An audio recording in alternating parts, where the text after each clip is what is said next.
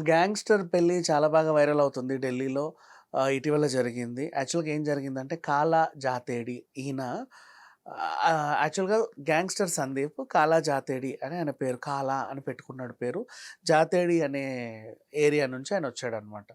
And history sheeter madam means Anuradha Chowdary ఈవిడ కూడా gangster.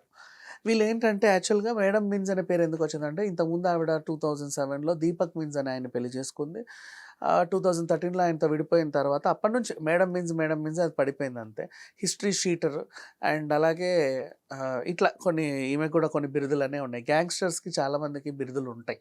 అంటే వాళ్ళు పెట్టుకుంటా ఉంటారనమాట. అంటే సినిమాలో మనం ఎలా అయితే స్టార్ గుర్తులు అలా ఇస్తామో ఇది కూడా అంతే. సో, ఇప్పుడు వీళ్ళేం చేస్తారు గ్యాంగ్‌స్టర్ ఎలా అవుతారంటే రౌడీ షీటర్ అంటే ఏంటి? ఇప్పుడు ఫర్ ఎగ్జాంపుల్ వరుసగా బెదిరింపులు, గొడవలకు పాల్పడేవాళ్ళు అదే పనిగా గొడవలకు పాల్పడతా ఉంటే వాళ్ళకి రౌడీ షీటర్ అంటారు. అధిక సంఖ్యలో నేరాలు అంటే లైక్ దోపిడీలు, గొడవలు, మర్డర్‌లు, మానభంగాలు అండ్ హత్యాయత్నాలు ఇంకేవైనా ఇల్లీగల్ యాక్టివిటీస్ ఏవేవో ఉంటాయి కదా! ఇవన్నీ తరచుగా చేసే వాళ్ళని గ్యాంగ్‌స్టర్‌లంటారు. అక్రమ తుపాకులు, ఆయుధాలు పట్టుకొని తిరగడం అండ్ గ్యాంగ్స్‌ని మెయింటైన్ చేసి ఎప్పుడు సెటిల్మెంట్లు చేయడం, ఎక్కడ పడితే అక్కడ గొడవలు చేయడం ఇట్లా. ఈ విధంగా ఉంటది వీళ్ళ వ్యవహారం. సో, వీళ్ళందరూ గ్యాంగ్‌స్టర్స్ అంటారు. ఇట్లా కాలా జాతేడి అని ఆయన ఓ పెద్ద గ్యాంగ్‌స్టర్. ఆయన మీద చాలా 4, 5 డజన్‌లకు పైగా ఆహ్, ఐ మీన్ కేసులున్నాయి. ఇతన్ని పట్టుకుంటే 10,00,000 రివార్డ్ కూడా ప్రకటించింది ఒకానొక టైంలో. ఇట్లా ఈయన తరచుగా జైలుకెళ్ళి వచ్చేవాడు. ఈ అమ్మాయి కూడా అలాగే జైలుకెళ్తా వచ్చేది. వీళ్ళిద్దరికి ఎక్కడో పరిచయం ఏర్పడింది. ఇద్దరు కలిసి కూడా నేరాలు చేయడం స్టార్ట్ చేశారు. వీళ్ళిద్దరిని పట్టుకున్న రివార్డులు ప్రకటించారు. మొత్తానికైతే ఆ అమ్మాయి బెయిల్ మీద బయటుంది. ఇతన్ని జైల్లో వేశారు. తీహార్ జైల్లో వేశారు.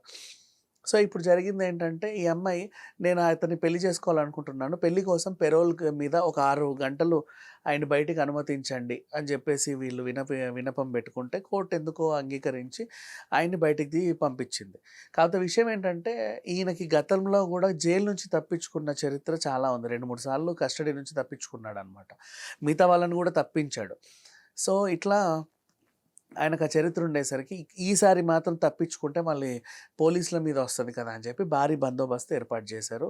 అది ఎలా అంటే జైలు నుంచి వీళ్ళ పెళ్లి ఎక్కడో Santosh banquet hall some around ఆహ్, అక్కడే ఢిల్లీ పరిసర ప్రాంతాల్లో ద్వారకా నగర్ అటువైపు అనమాట. ఏదో సెకండ్ సెక్టర్ ఆర్ సంథింగ్.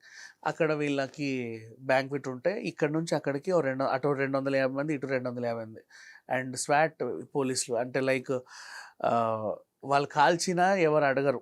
ఆ రేంజ్ ఉన్నటువంటి పెద్ద పెద్ద స్క్వాడ్లు, పోలీసులు వీళ్ళందరూ కూడా మొత్తం పహారా విధించి ఆహ్, కాపలా కాసారు. అంటే వీళ్ళ పెళ్లి జరిపించడానికి.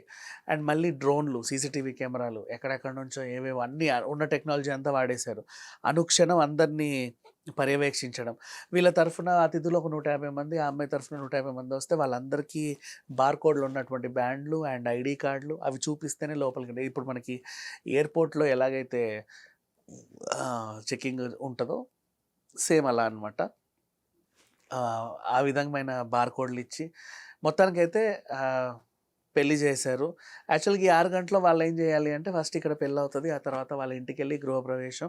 ఆ తర్వాత ఇంకేవో నానా కార్యక్రమాలున్నాయి. ఇవన్నీ 6 గంటల్లో ఆయన ముగించుకుంటే తర్వాత తీసుకెళ్ళి మళ్ళీ అతన్ని సేఫ్‌గా జైల్లో అప్పచెప్పాలి. సో, ఈవిడ మేడమ్ మీన్స్ అనురాధ చౌదరి మాత్రం చక్కగా రెడ్ కలర్ గాగ్రా యేసుకొని ఓపెన్ టాప్ జీబ్‌లో హుందాగా వచ్చింది. అసలు చెప్పాలంటే ఇట్లాంటి పెళ్లి ఇప్పటివరకు చరిత్రలో జరగలేదు. ఇదొక విచిత్రమైన పెళ్లి అనుకోవచ్చు. అందుకే అందరూ మాట్లాడుకుంటున్నారు. గ్యాంగ్‌స్టర్ పెళ్లి కోసం అంత భారీ బందోబస్తుతో పోలీసులు పహారా విధించడం అనేది చరిత్రలో మొదటిసారి.